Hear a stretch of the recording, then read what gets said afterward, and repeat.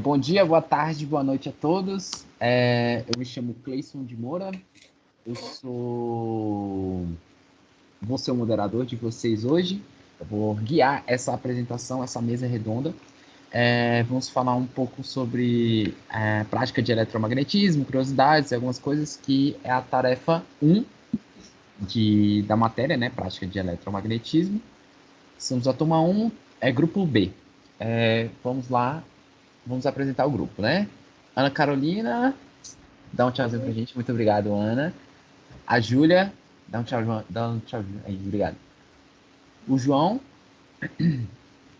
e eu, Cleison. E é isso. Agora vamos para a primeira pergunta. Então, sobre a história do eletromagnetismo. As primeiras observações dos fenômenos eletromagnéticos, eles se deram lá na Idade Antiga, quando Tales de Mileto observou a atração entre um pedaço de âmbar eletrizado por meio da fricção com uma pele de animal e objetos pequenos. Ele também realizou um experimento com a magnetita e observou suas propriedades de repulsão e atração. E depois dessa época, teve um grande período sem nenhuma descoberta. Em 1600, o William Gilbert publicou um tratado chamado De Magnete, que reuniu o que se sabia sobre o eletromagnetismo na época. Aí a publicação continha informações sobre a propriedade de eletrização de algumas substâncias, diferenciava os fenômenos elétricos e magnéticos e introduzia a ideia de que a Terra era um grande magneto. Depois veio o Otto von Guericke, que construiu a primeira máquina eletrostática com realmente a finalidade de eletrizar um corpo. Ele também percebeu a indução elétrica, que é uma forma de eletrizar um corpo sem ter qualquer contato com o mesmo. E outra descoberta importante feita por ele foi que corpos eletrizados podiam sofrer a atração e a repulsão. Depois, em 1731, o Stephen Gray demonstrou propriedade de condução elétrica e ele concluiu que todos os corpos são eletrizáveis. E ele também foi responsável por perceber que corpos eletrizados por um mesmo material, como um bastão de vidro, eles iriam se repelir, enquanto corpos eletrizados por materiais diferentes, por exemplo, um pelo bastão de vidro e outro pelo âmbar, iriam se atrair. E aí, dessa observação, ele concluiu que existiam dois tipos de eletricidade, a vítrea e a resinosa. Depois, entre 1747 e 1754, surgiu outra teoria importante, que foi a de Benjamin Franklin, e ele elaborou a sua tese de que havia um fluido elétrico e que um corpo não eletrizado o conteria em uma quantidade determinada. Pode passar o slide já. Já foi. Próximo. Isso. Então, ele elaborou a tese dizendo que havia um fluido elétrico e que um corpo não eletrizado teria ele em uma quantidade determinada. E esse fluido é um elemento comum a todos os materiais. E se um corpo tivesse esse fluido em excesso, ele estava positivo. E se tivesse de menos, ele estava negativo. Depois, em meados do século XVIII, começaram os estudos sobre a força entre as partículas carregadas e a sua relação com a lei de gravitação de Newton. Começaram a perceber que era parecido. Em 1785, o Charles Augustin de Coulomb realizou o experimento, né, utilizando uma balança de torção. E aí, a partir desse experimento, ele formulou o que hoje a gente chama da lei de Coulomb, que diz que a força entre duas cargas é diretamente proporcional à carga em cada uma delas e inversamente proporcional ao quadrado da distância que as separa.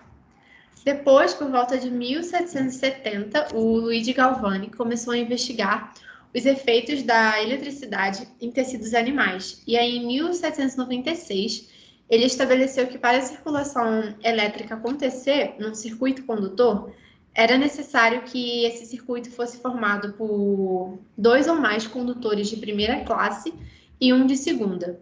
E aí, sobre essas ideias, ele foi capaz de construir a primeira pilha voltaica em 1800.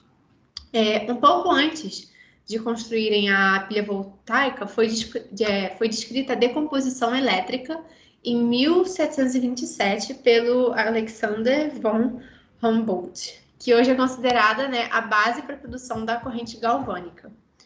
Depois, em 1820, Em 1820, o Jean Biot e o Félix Savart formularam uma lei que permite o cálculo de campos magnéticos produzidos pela corrente elétrica. Depois, em 1822, foi descoberto o primeiro eletroímã, e nesse mesmo ano, o André Ampère pesquisou e formulou uma regra que indica a direção do campo magnético formado por um circuito elétrico, e descobriu alguns efeitos magnéticos das correntes elétricas. Pode passar.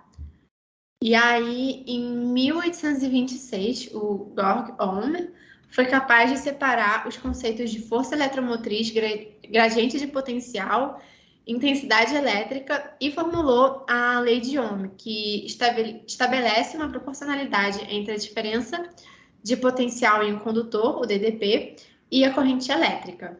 Depois, o Carl Gauss publicou sua teoria em 1839, onde ele possibilitou a definição de quantidade de eletricidade a partir da lei de Coulomb e também forneceu uma medida absoluta do momento magnético de ímãs e também a intensidade do campo magnético da Terra. Depois teve o Michael Faraday, que realizou alguns experimentos em 1831 e de fato descobriu e provou a indução elétrica. Depois, em 1837, ele descobriu a influência dos dielétricos nos fenômenos eletrostáticos e, a partir de 1846, ele passou a descrever a distribuição geral das propriedades diamagnéticas e ainda descobriu os efeitos do magnetismo sobre a luz. Depois veio o James Maxwell, que conseguiu desenvolver a base matemática para calcular as linhas de forças que foram idealizadas pelo Faraday. E depois, em 1884, veio o Heinrich Hertz, que reorganizou as equações de Maxwell e deixou elas do jeito que a gente conhece e usa hoje em dia. E é isso, essa parte. Muito bom, muito obrigado, Ana, por falar um pouco da história para a gente, mas algumas dúvidas, principalmente, por exemplo, gerou na minha cabeça aqui. Qual contribuição você achou mais importante, mais relevante, assim? Quais foram? Eu acho que não a mais importante de todas, mas com certeza uma que eu considerei importante, eu acho que foi lá no comecinho, a de Gilbert, porque ele organizou todo o conhecimento que a gente tinha sobre eletromagnetismo na época e colocou num tratado só. E ele também introduziu a ideia, foi a primeira pessoa a introduzir a ideia que a Terra, por si só, é um grande magneto. Então, eu acho que foi uma contribuição muito importante lá no começo. Entendi. Por causa da época e tal, né? Entendi. Sim. E para você, Júlia, o que você achou também o mais importante? Então, olhando assim toda a história do magnetismo, de toda a teoria eletromagnética, teve grandes nomes, né? Teve várias descobertas no meio disso que são importantes. Mas eu acho que uma que, inclusive, tem vários experimentos sobre isso e tudo mais, foi em 1785, com o Charles Coulomb, né? Que ele, por meio do experimento, utilizando a balança de torção, ele conseguiu desenvolver, né, a lei de Coulomb, que a gente estuda hoje desde o ensino médio até na faculdade mesmo, que falava sobre a força entre as duas cargas ser diretamente proporcional, a carga em cada uma delas inversamente proporcional ao quadrado da distância que as separa. Né? Então, eu acho que esse conceito em específico também foi muito significativo. Entendi. Que a gente usa até hoje, né? Dessa forma. Então, é isso. Muito obrigado, meninas. Agora vamos para a próxima questão, que vai ser sobre... para a gente explicar sobre os detalhes da invenção da lâmpada elétrica. Quem vai responder essa questão é a Júlia, né? Então, por favor, Júlia. Certo. Então, falando sobre a invenção da lâmpada elétrica, eu acredito que antes da gente falar em si sobre o funcionamento, as pessoas envolvidas, é muito importante a gente falar do impacto que a lâmpada elétrica, que a própria eletricidade trouxe na história da humanidade. Esses impactos foram, assim, imensos, né? Mas a gente pode evidenciar dois principais, que foi o tempo de produção e lazer da população no geral aumentou consideravelmente, né? Porque eles tiveram mais um tempo a mais para fazer as coisas, as demandas diárias que eles precisavam fazer, no caso, no turno da noite, né? E também um outro impacto foi porque a invenção da lâmpada elétrica foi uma divisora de águas para as outras invenções nesse ramo da ciência e tecnologia. Então, assim, a lâmpada elétrica em si trouxe impactos desde a época que ela foi projetada, que ela foi criada, até os dias atuais. É importante frisar isso. Agora, falando um pouco mais sobre o processo. Ao contrário do que é muito divulgado pelo senso comum, a maioria das pessoas, quando fala em lâmpada elétrica, pensa em Thomas Edison, né? Mas o mérito não é só dele, porque antes dele postular, desenvolver toda essa criação, já haviam diversas pesquisas e protótipos de outros cientistas no meio. O que realmente destacou o Thomas Edison foi porque ele fez um produto funcional e comerciável, que teve esse diferencial que outros protótipos não tinham. Então, ele transformou a lâmpada elétrica obtendo um funcionamento interessante, adequado e comercialmente viável. Então, agora falando, o que motivou ele a desenvolver esse conceito? Em 1878, Thomas Edison, que já era conhecido por outras invenções no meio, ele foi incentivado a levar a eletricidade para os lares americanos. Então, ele tinha esse objetivo, né? E aí, o objetivo inicial dele, na verdade, foi construir uma lâmpada com um custo-benefício aceitável. Ou seja, que os materiais utilizados não fossem raros e nem caros e que pudesse ser comercializado em grande escala. Outro objetivo dele também foi que a força elétrica, né, presente na lâmpada pudesse ser subdividida e controlada individualmente. Igual, por exemplo, atualmente a gente também tem esse princípio. Ok. Agora entrando um pouco mais no conceito do funcionamento da lâmpada, né?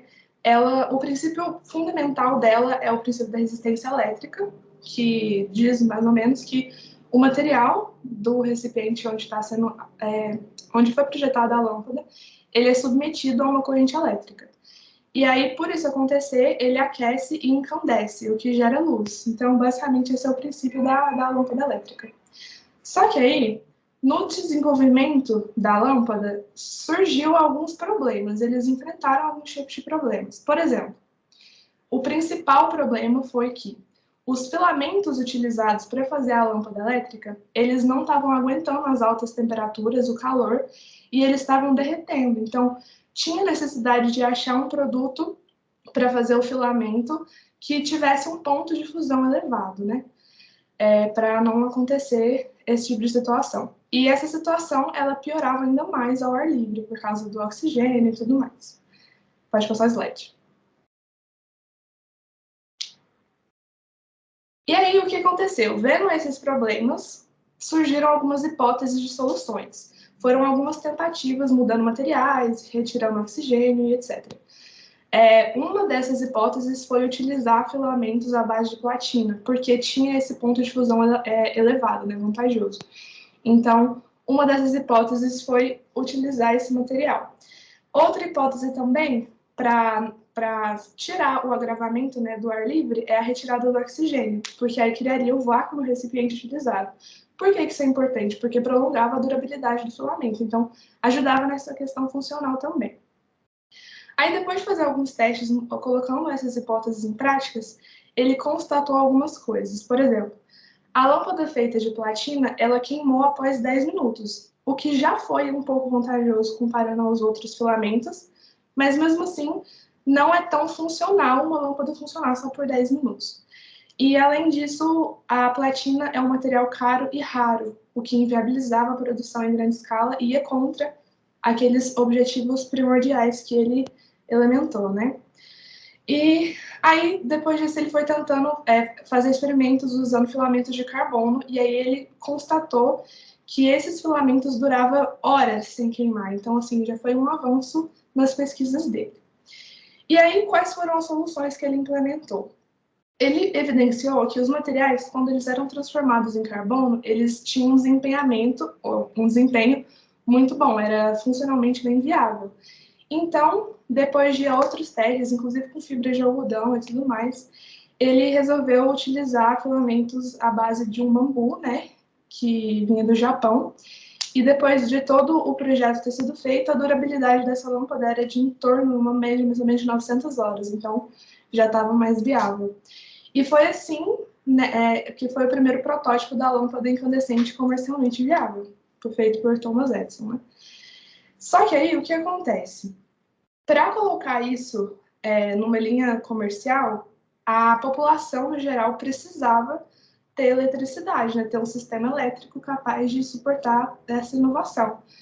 E aí veio a ideia dele de criar a empresa dele, que é a Edison Electric Light Company, em Nova York, que começou levando eletricidade para algumas pessoas, para uma população, assim, para alguns clientes, e foi aumentando até conseguir amplamente divulgar isso, né?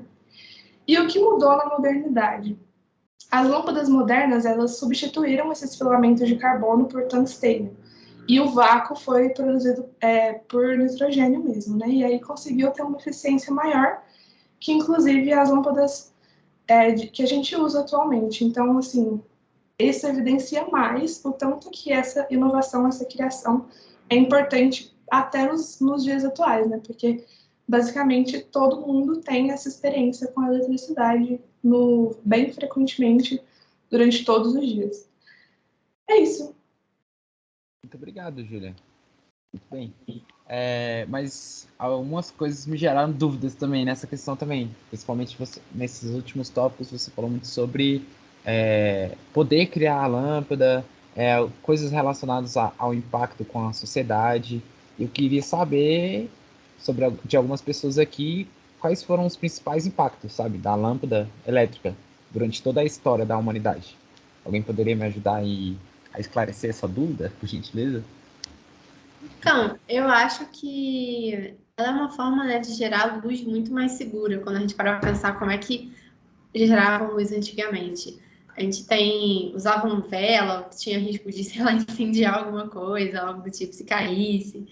E eu lembro também dos filmes que sempre tinha que passar um cara para acender os negócios, botar o óleo de baleia na lamparina. Então, assim, eu acho que foi uma forma mais segura, mais inteligente, menos poluente, mais confortável de se ter a luz, né? Entendi. Mais alguém quer? João. Eu acredito que, assim, do ponto de vista social, ela realmente mudou o sentido da vida noturna das pessoas. Ela conseguiu, tipo, ela permitiu que a gente conseguisse andar à noite com mais segurança, já que tá tudo mais iluminado. Permitiu que as pessoas viajassem durante a noite também. E do ponto de vista econômico, permitiu que as pessoas conseguissem ficar até mais tarde trabalhando. E que as indústrias também conseguissem, tipo, funcionar até mais tarde. Então, só trouxe benefício. É verdade, que aí aumentava a hora de trabalho, aumentava a rentabilidade, gerava mais emprego. Faz sentido. Muito obrigado, gente, por esclarecer essas dúvidas. Então vamos passar para a próxima questão, que é sobre os raios catódicos. E quem vai falar sobre esse ponto será eu, que vos falo aqui. Então, eu vou falar um pouquinho sobre a origem e tal, vamos lá. A partir do século XIX, tinha muitos cientistas que estavam estudando os fenômenos elétrica, de condução elétrica em tubos de vidro. E assim se deu assim se deu a descoberta desses raios, né? Mas primeiramente eles não sabiam o que eram de certa forma, né? É tanto que teve em 1838 um experimento que foi feito pelo o Faraday, que estavam fazendo um desses experimentos com carga elétrica em gases rarefeitos, que foi assim que se deu a descoberta desses raios catódicos, né? E os experimentos que envolviam esse tópico só foi serem retomados tipo muito depois por um dos principais químicos e físicos dessa área, que era o Crookes, que ele construiu um tubo curvo. Deixa eu botar uma fotinha dele aqui. Aqui, ó. Era esse tubo curvo aqui. Que ele construiu que tinha vácuo dentro dele, né? E no seu interior, e aplicou uma tensão nas suas extremidades e percebeu que existia uma certa luz, né? Enverdeada e que modificava com o aumento do vácuo dentro desse tubo curvo. Deixa eu ver o que mais eu posso falar. E por fim, esse experimento, essa grandeza, esse raios catódicos só foi ter um ponto final na história deles, na sua origem, no seu fim também, foi por Thomson, que ele conseguiu demonstrar, utilizando uma aparelhagem denominada de tubos raios catódicos. Deixa eu botar uma fotinha deles aqui, ó, que é esse aqui de baixo. Calma. Deixa eu passar de novo. Isso. Que é esse de baixo. Esse tópico foi bastante estudado na estrutura do átomo, né? Porque ele descobriu que esses raios, na verdade, eram elétrons, né? E o experimento se baseia dentro dessa ampola de vidro, além de ter uma pequena quantidade de gás, os dois eletrodos ligados a uma fonte elétrica externa, quando os elétrons eram ligados, aparecia um feixe de raio que se propagava em linha reta e eram provenientes desse cátodo. Então a gente poderia saber que esses elétrons, além de ser uma forma de conduzir matéria, eles também tinham uma carga, e era uma carga elétrica negativa. E uma das curiosidades relacionada a esse experimento é que é justamente isso, que ele conseguiu, nessa foto de cima, ele conseguiu ver, emitindo esses raios emitidos pelo cátodo, ele conseguiu rodar essa rodinha aí de cima, deixa eu pegar aqui o pincel aqui, essa rodinha aqui, ó, porque justamente por perceber que esses raios catódicos tinham matéria, que é uma curiosidade que vai ser explicada na próxima questão também, que é a origem do átomo, né? Porque eles têm matéria, eles têm uma carga também, e é isso. E é isso. Deixa eu ver o que mais eu tenho para falar. Não, só isso mesmo. Então vamos passar para a próxima aqui, que é o modelo atômico de Thomson. Quem vai responder para a gente é a Júlia. Por favor, Júlia. Obrigada, Clay. Então, falando um pouco mais agora sobre o modelo atômico de Thomson, antes é importante a gente ter uma ideia de como estava a questão científica do átomo, né? Quais eram os postulados anteriores a Thomson, para a gente pegar uma linha do tempo certinho. Antes do modelo atômico de Thomson, existia um modelo atômico de Dalton, né? Que o Dalton ele considerava o átomo como uma partícula indivisível da matéria e que não reagia em reações químicas, ele era inerente nas reações químicas. Com o avanço da ciência, assim, né, tiveram outras descobertas nesse percurso, mas principalmente em 1919, o William Crookes, que inclusive o Clayson estava falando sobre esses experimentos na questão anterior, ele postulou sobre os raios catódicos. E nesse experimento, ele percebeu que o eletrodo negativo, como o Clayson tinha falado também, ele emitia raios que ionizavam o gás do experimento, o gás numa atmosfera rarefeita, né, que criava lá. Por que a gente está falando desse experimento em específico? Por quê? Porque foi por meio dele e de outras questões que Thomson postulou o modelo atômico dele, né?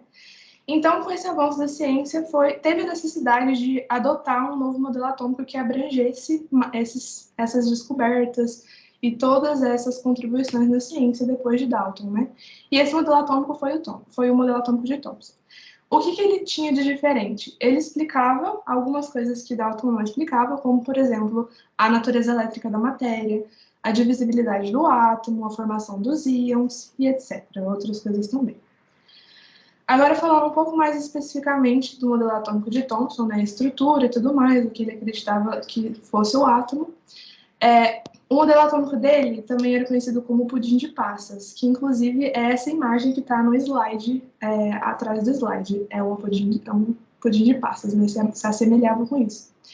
O que ele falava? O átomo, ele ainda considerava uma esfera, né, igual a Dalton, uma esfera maciça com carga positiva, e os elétrons com carga negativa na superfície neutralizando do átomo. Então, é exatamente essa imagem que está atrás no slide. O que acontece? Esse modelo ele foi baseado, né, nos avanços tecnológicos e científicos da época, mas principalmente em teorias relacionadas à radioatividade, e mais especificamente nesse experimento desenvolvido, né, por William Crookes, que foi um experimento envolvendo um tubo de raios catódicos, que é a ampola de Crookes, né? Pode passar o slide. O que acontece? No slide está mostrando como que era basicamente a estrutura desse tubo, que é muito similar ao tubo das imagens, né, que produzia imagem das antigas televisões. E o que acontece? É um tubo de vidro que continha gás de baixa pressão. Por quê? Porque esse gás deixava a atmosfera rarefeita, o que era importante para o experimento que ele estava realizando. Daí, aplicava-se uma alta voltagem no sistema, por meio do cátodo e do ânodo, como o Clay tinha falado também na última questão, que é essa primeira parte do tubo que está aí no slide.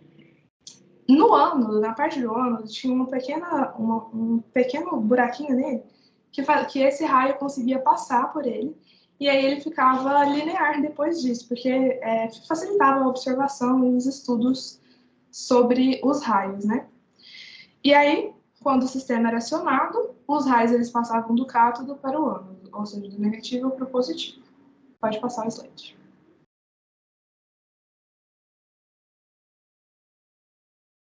Daí, o que Thomson fez? Ele verificou as propriedades das partículas do gás em questão. Como ele fez isso? Primeiramente, ele submeteu esse tubo a duas placas elétricas, uma positiva e uma outra negativa, uma positiva na parte de cima e negativa na parte de baixo, depois do ânodo do cátodo.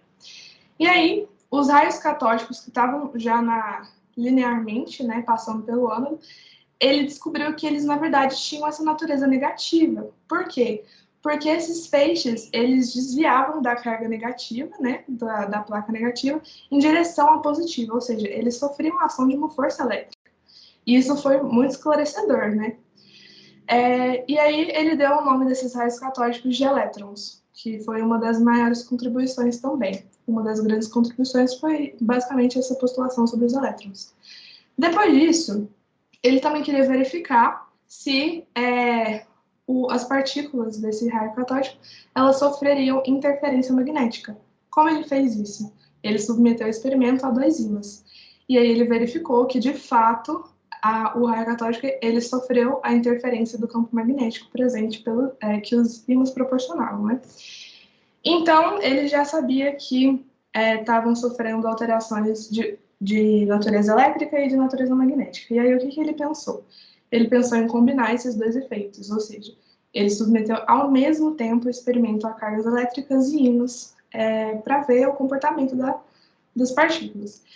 E aí, por meio disso, a segunda grande contribuição que ele teve, além, né, de denominar os elétrons, foi determinar a razão da carga elétrica e massa do elétron, né? Como ele fez isso? Nessa foto que está aí no slide, tem uma demonstração bem sucinta e simplificada dos cálculos, mas basicamente ele igualou o módulo da força elétrica com o da força magnética. E depois de alguns cálculos, algumas considerações que ele fez no próprio experimento, como, por exemplo, o comprimento do tubo em questão, várias outras coisas, ele chegou na relação, na razão carga-massa do elétron, que está aí está um quadrado laranja que está falando que a relação carga-massa é igual a 2 vezes a distância da deflexão do raio até a origem, multiplicado pelo módulo do campo elétrico, sobre o tamanho do tubo ao quadrado, multiplicado pelo campo magnético ao quadrado. Então, ele chegou aí nessa relação, né? O que acontece? O experimento de Thomson, depois disso, ele foi repetido com outros elementos, trocando algumas configurações, e obteve as mesmas conclusões. O que isso diz para nós? Né? Que as constatações que ele realizou são válidas para todos os átomos, não só para aquele que ele usou. E isso é muito importante, tanto que foi postulado, né, o modelo atômico dele com base nessas constatações. Isso é muito importante. Inclusive, falando sobre uma curiosidade desse processo, que inclusive acho que vai ser abordado na próxima questão, Thomson ele chegou na razão carga-massa, mas ele não calculou de fato qual era a carga e qual era a massa do elétron. Quem fez isso foi o Millikan, acho que é assim que pronuncia, que vamos falar um pouco mais adiante nas próximas questões. Muito obrigado, Júlia. Não, a Júlia já faz o meu trabalho aqui por mim. Ela já fala curiosidade, ela nem espera eu pedir, né? Ela já fala. Muito bom. Então vamos para a próxima questão, que é sobre o experimento da gota de mílica. Por favor, eu vou falar. Tá. Obrigado, Ana. O experimento de Millikan, ele consistiu, na verdade, em 3 etapas. Cada uma foi caracterizada por um método. O método 1 foi uma repetição do experimento de H.A. Wilson, que, na verdade, era baseado num dos experimentos de Thomson. O método 2, ele foi realizado com uma gota d'água isolada com alto campo elétrico. E o método 3 foi, de fato, o experimento com a gota de óleo, que é super conhecida, que de fato conseguiu achar o valor da carga do elétron. Então, lá no experimento de Thomson, foi utilizada uma câmera que se baseava no fato que os íons gasosos eles servem como núcleos de condensação de vapor d'água. Aí a carga total da nuvem de gotículas ela era medida com um eletrômetro, e aí, sabendo o raio e a densidade das gotículas, era possível calcular a carga de cada gotícula. E aí o número de gotículas era obtido usando a relação de Stokes. O valor obtido pelo Thomson para a carga do elétron foi da ordem de 1,1 vezes 10 a menos 19 coulombs. Depois, o Wilson implementou 2 mudanças no experimento de Thomson. Ele decidiu observar apenas a parte superior da nuvem, porque elas eram formadas por partículas menores e que se deslocavam mais lentamente. E a segunda mudança foi introduzir o campo elétrico na mesma direção do campo gravitacional. Aí a carga do elétron obtida pelo Wilson foi de 1,04 vezes 10 a menos 19 coulombs. Aí depois, no método 1 de Millikan, que foi repetir essa experiência, ele obteve um valor médio de 1,3 vezes 10 a menos 19 coulombs. Bem pertinho. Aí, na época, o Rutherford, ele destacou uma fonte de erro que vinha da própria câmara de bolhas. Ele dizia que a dificuldade de se levar em consideração o efeito da evaporação resultava em valores superestimados para o número de gotículas, o que, consequentemente, acabava aumentando a carga do elétron. Aí a solução que o Millikan teve foi de utilizar um forte campo elétrico para imobilizar a camada superior da nuvem de gotículas e com isso acompanhar o seu processo de evaporação, que já foi a parte, né, do método 2. E dessa forma, ele encontrou um valor de aproximadamente 1,56 vezes 10 a menos 19 coulombs. Mas ainda assim tinha um problema da rápida evaporação das moléculas de água. E aí levava os resultados a valores mais elevados.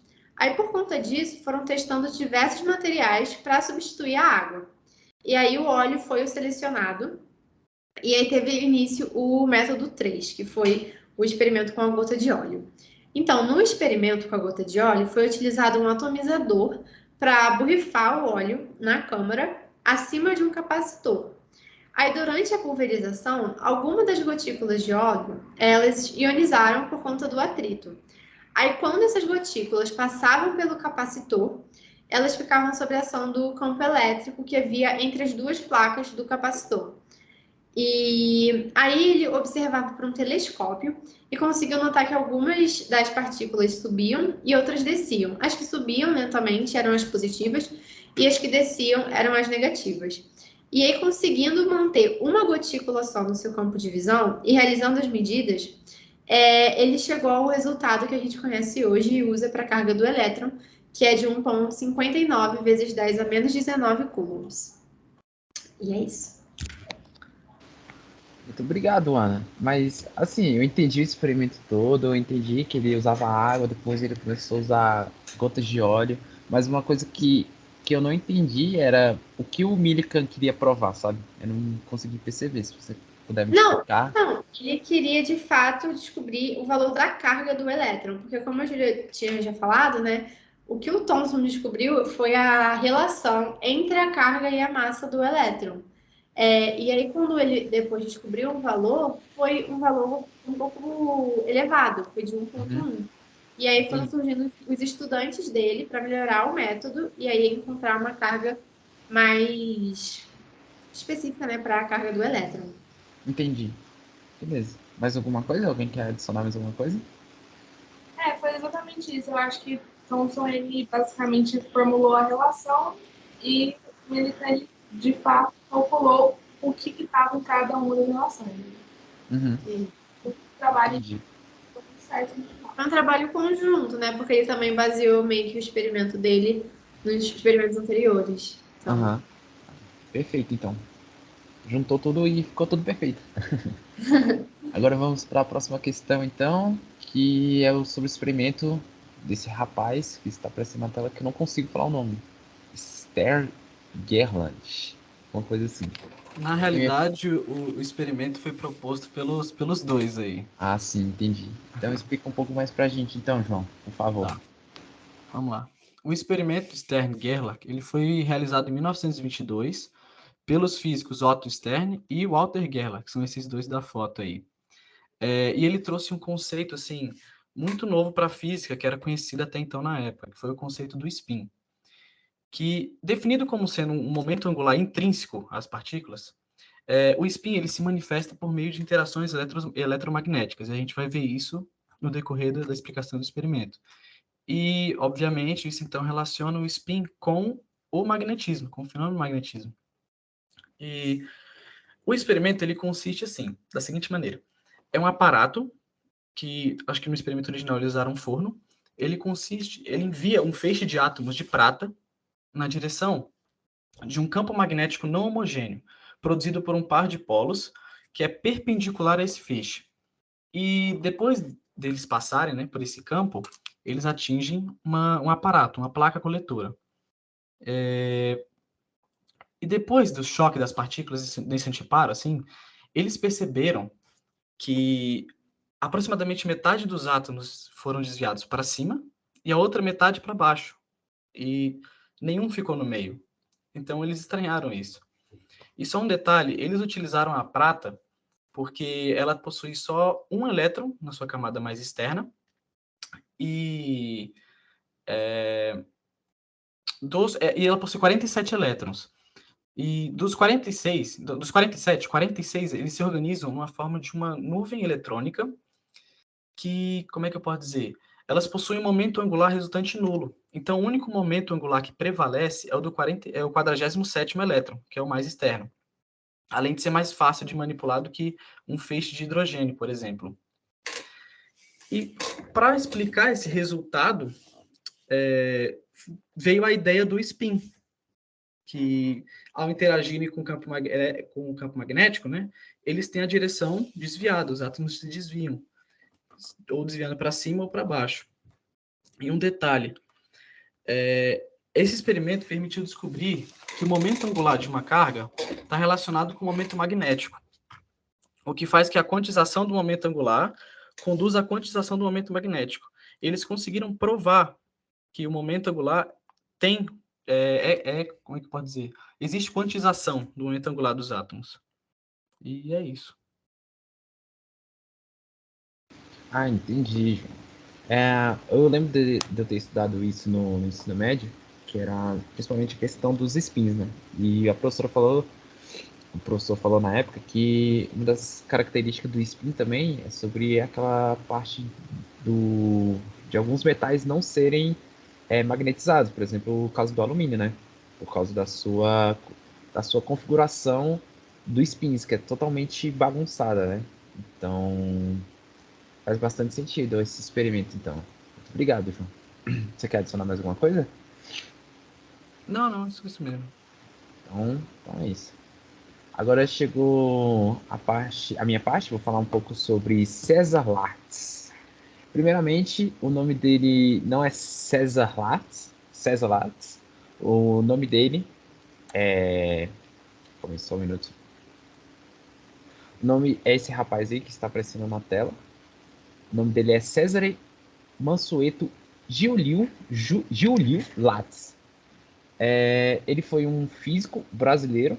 ah, Físico brasileiro, né?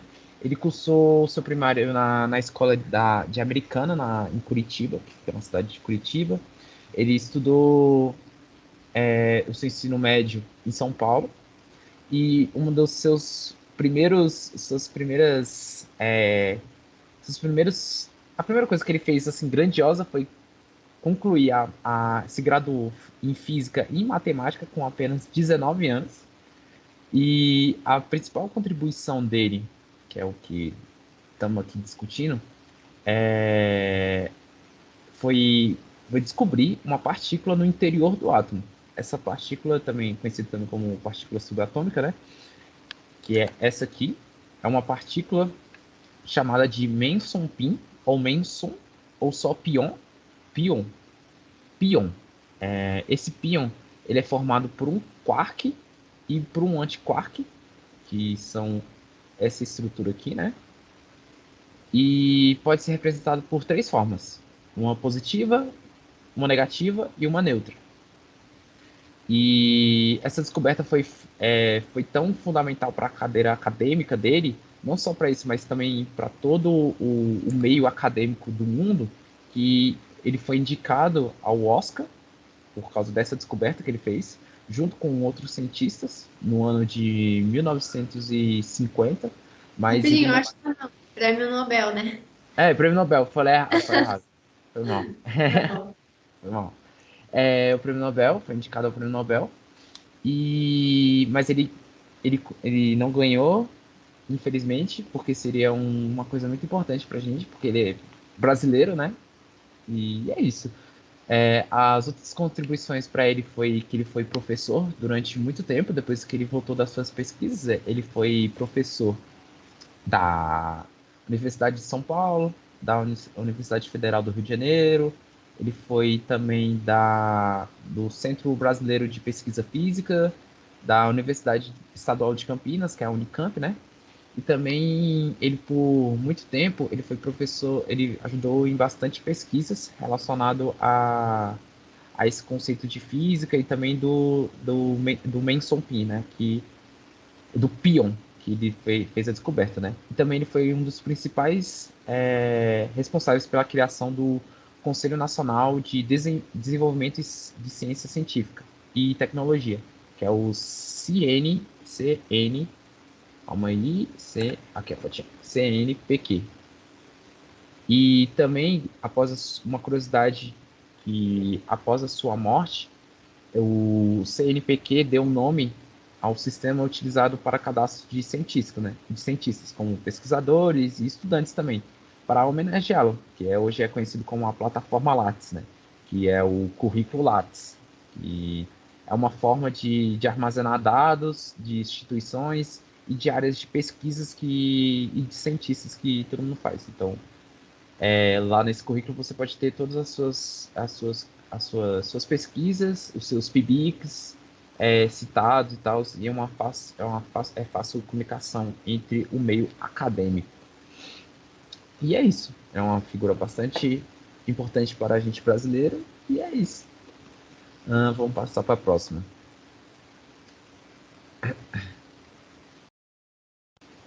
Agora vamos falar sobre o LHC. Bom, eu que vou falar, no caso. E o LHC, ele é o mais poderoso acelerador de partículas que foi construído até hoje. Ao fundo aí do PowerPoint tem algumas fotinhas dele aí. Pode ver, tem essa forma anelar e é um grande túnel. Mas, enfim, continuando. O LHC, o grande colisor de hadrons, ele é caracterizado por ser uma máquina gigantesca. E ele se encontra na Suíça, a aproximadamente 100 metros abaixo da superfície. O experimento, ele começa da seguinte maneira: em um recipiente contendo átomos de hidrogênio, e são desses átomos que vão ser retirados os prótons a serem acelerados. Depois dessa separação, eles são submetidos a 4 estágios de aceleração, até eles atingirem a galeria do túnel do LHC. Ele consiste num túnel circular de cerca de 27 quilômetros de comprimento. Ele é revestido com os mais diversos tipos de ímãs supercondutores, que são também relacionados a uma série de estruturas de aceleração, para ir aumentando a energia das partículas ao longo do trajeto. Dentro do acelerador, 2 feixes de prótons eles viajam próximos à velocidade da luz, antes de serem direcionados a colidirem entre si. Ambos os feixes prosseguem em tubos de lados opostos, que são mantidos em vácuo. Para que as partículas mantenham sua velocidade, elas são guiadas dentro do acelerador por um forte campo magnético, já que nem eu havia dito, ele é revestido com vários ímãs bem fortes, eletroímãs muito fortes. E para manter esse estado supercondutor desses ímãs, existe também um complexo sistema de refrigeração, que é proporcionado a partir de um sistema de distribuição de hélio líquido. Agora, direcionando o olhar para mais próximo da colisão, a gente tem no interior do LHC alguns detectores que eles foram construídos de maneiras diferentes para que vários tipos de estudo fossem realizados. As colisões entre as partículas são calculadas para acontecer justamente nas regiões onde foram construídos esses detectores. E são eles o Atlas, o CMS, o LHCb e o ALICE. O Atlas, ele é um detector de uso mais generalizado. A gente usa ele para localizar fenômenos que estejam além do modelo padrão da física, do que a gente conhece. O CMS, ele também tem uma aplicação mais geral, mas ele busca por vestígios acerca da natureza da matéria escura. O LHCb, ele investiga a antimatéria, e o ALICE estuda uma forma de fluido da matéria chamado de plasma quark-gluon. É meio diferente. E depois das colisões, é esperado que a energia de dois prótons se chocando pode se combinar e se transformar em novas partículas maciças. Essas partículas subatômicas, consequentemente, elas se distanciam, né? Após se colidir, elas se distanciam do ponto de colisão, e dessa forma os quadrodetectores podem medir suas propriedades, como, por exemplo, massa, carga, força, posição no espaço e, claro, a energia delas. E é isso. Muito obrigado, João. Esclareceu várias dúvidas que eu tenho. E eu acabei de pesquisar assim, aqui tem, eu achei umas coisas legais, tipo a importância do estudo, né? A importância do LHC, né? Explica basicamente que é o estudo da dinâmica interna das partículas. Você pode estudar nesse HC, LHC, além de estudar as forças fundamentais do universo, né? Que são, como por exemplo, a força eletromagnética e as forças elétricas geradas pelos elétrons, né? Isso é bastante Isso. legal. Além disso, ele é importante também que a gente consegue, que nem eu também havia dito, a partir das colisões, a gente consegue criar, né, novas partículas maciças com a combinação das energias. E também a gente consegue, com o LHC, buscar buscar por informações sobre a origem das partículas elementares. Como, por exemplo, do próprio próton mesmo. Entendi. Massa demais. Então vamos passar aqui para a próxima, que é os tipos de pilhas existentes. Então, as pilhas são dispositivos, né, que conseguem produzir energia elétrica a partir de reações químicas. Tem diversos tipos de pilhas, mas todas elas utilizam de reações químicas de oxidação, que é o eletrodo chamado de ânodo, e redução, que é o eletrodo chamado de cátodo, para gerar energia. A pilha comum, que também é chamada de pilha de Leclanché, que é essa figura lá em cima, é composta por um fio condutor que realiza a transferência de elétrons do metal com tendência de perder elétrons, que é o ânodo, para o metal com tendência de ganhar elétrons, que é o cátodo. O metal, no caso da pilha comum, com tendência de perder, é usado o zinco metálico. E aí o metal com tendência de ganhar, no caso da pilha comum, é a pasta com cloreto de amônio e dióxido de manganês. Quando essa pilha ela é conectada a um objeto externo, os elétrons são passados do terminal positivo para o circuito, enquanto houver potencial e essa pilha conseguir realizar as reações eletroquímicas. E depois disso, a pilha se esgota, ela não é recarregável. Outra pilha que segue o mesmo princípio da pilha comum é a pilha alcalina.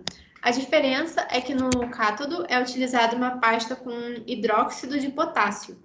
E aí essa mudança faz com que as pilhas alcalinas elas sejam mais eficientes que as comuns, porque essa pasta da alcalina faz com que a transferência de elétrons ocorra mais facilmente. Outra pilha conhecida são as pilhas de lítio e iodo. Nela, o ânodo é formado pelo lítio metálico, enquanto o cátodo é formado por um complexo de iodo. E aí os dois ficam separados por uma camada cristalina de iodeto de lítio, que é responsável, né, por permitir a passagem da corrente elétrica. E ela também não é recarregável, se eu não me engano. Outra pilha é a de íon lítio, que é a última figura ali. Nela, o ânodo e o cátodo são formados por átomos dispostos em planos. O ânodo é composto por grafita com metal cobre e os íons que se intercalam nos planos estruturais hexagonais do carbono. E aí o cátodo é formado pelos íons lítio intercalados num óxido de estrutura laminar.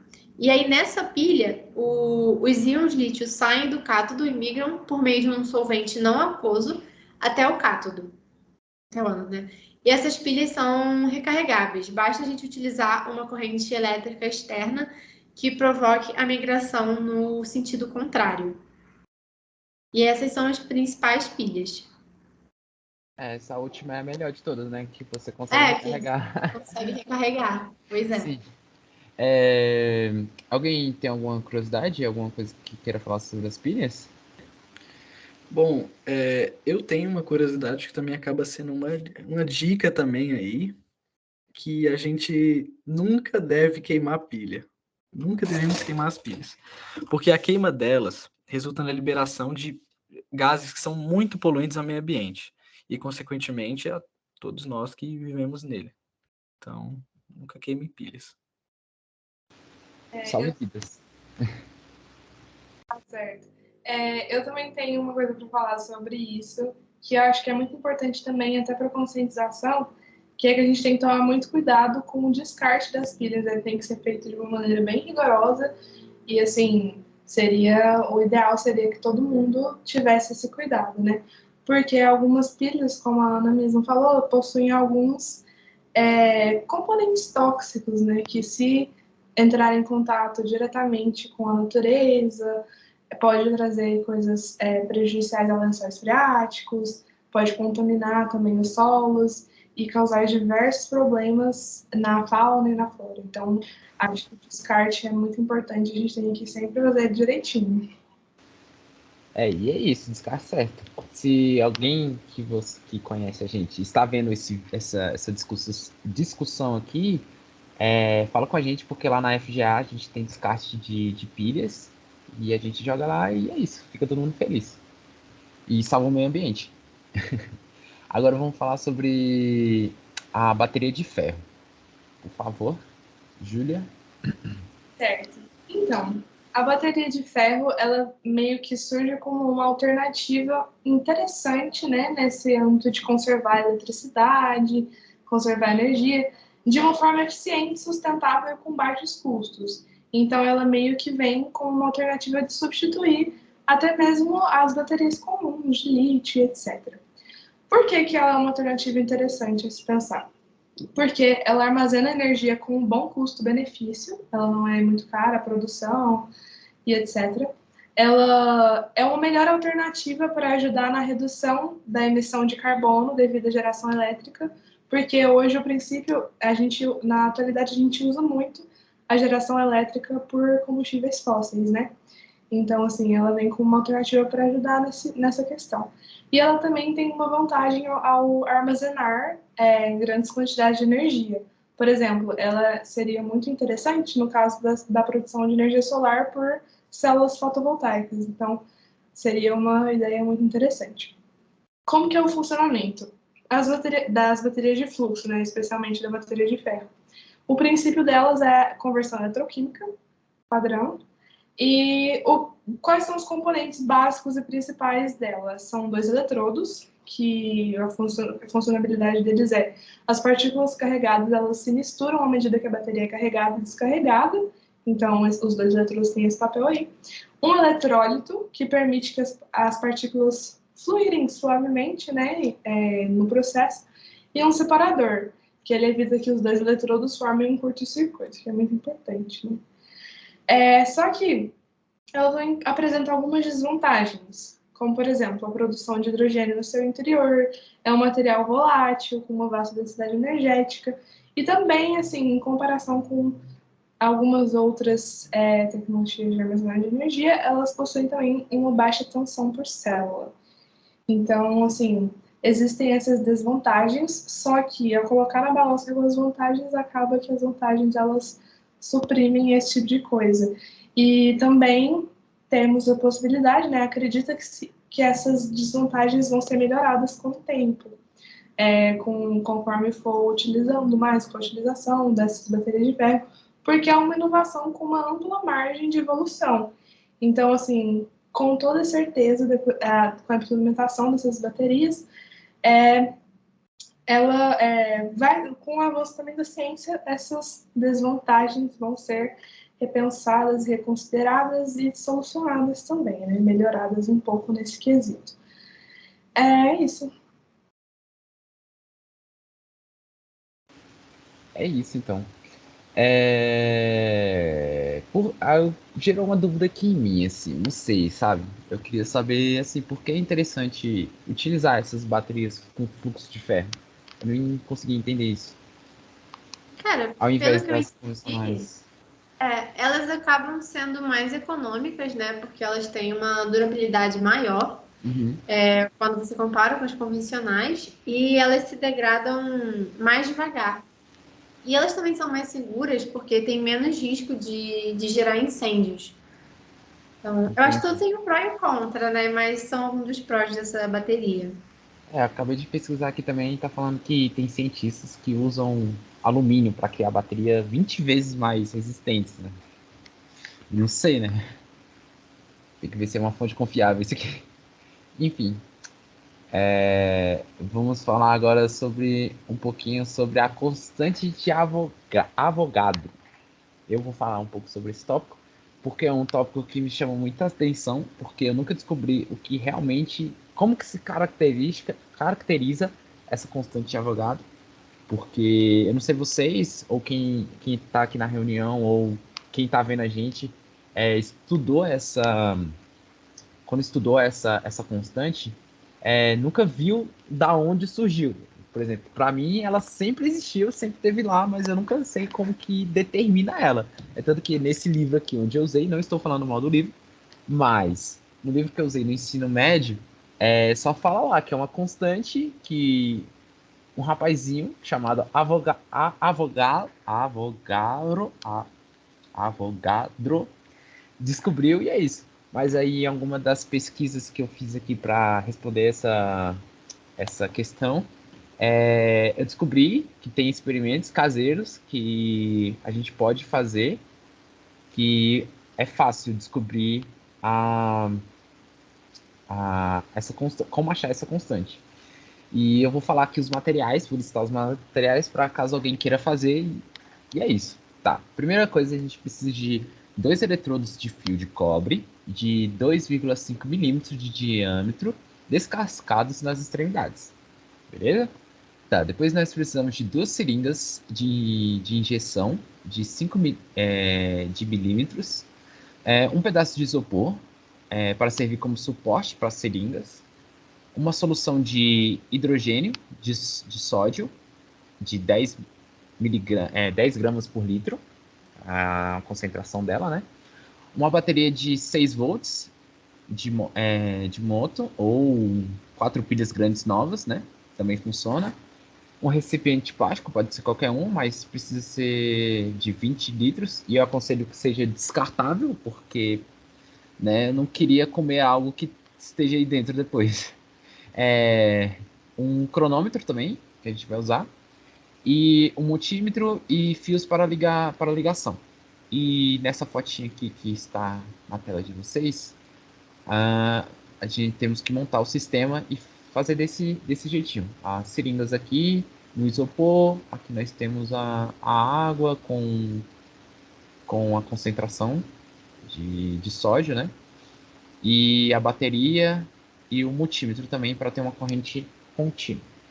E vamos ter aqui o passo a passo dos materiais, né? Eu vou ensinar vocês como que faz para montar. Primeiramente, vamos começar com a seringa.